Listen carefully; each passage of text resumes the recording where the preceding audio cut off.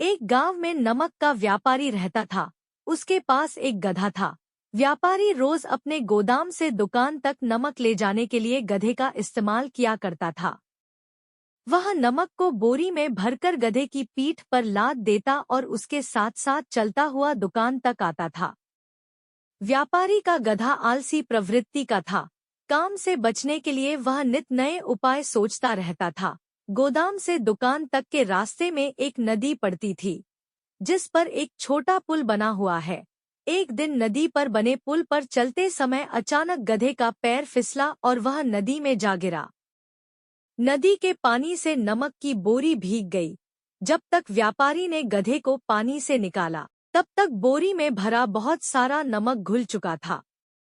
गधा जब चलने लगा तो उसे बोरी का भार बहुत कम महसूस हुआ और वह धुश हो गया।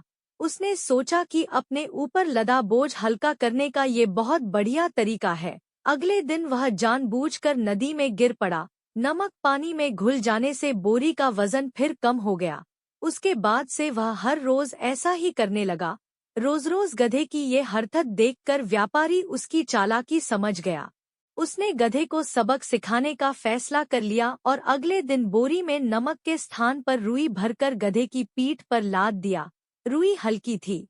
इसके बाद भी आलसी गधे ने सोचा कि क्यों न रोज की तरह नदी के पानी में गिरकर इस वजन को और कम कर लिया जाए। इसलिए वह जानबूझकर नदी में गिर पड़ा। लेकिन इस बार बोरी में नमक नहीं बल्कि रुई थी। पानी में भीगकर रुई का वजन कई गुना बढ़ गया।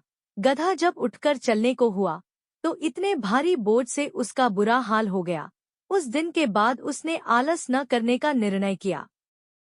इस कहानी से शिक्षा मिलती है कि आलस का फल कभी न कभी मिल ही जाता है। अगर कहानी अच्छी लगी हो तो वीडियो को लाइक, शेयर और कमेंट करें। चैनल को सब्सक्राइब करना न भूलें।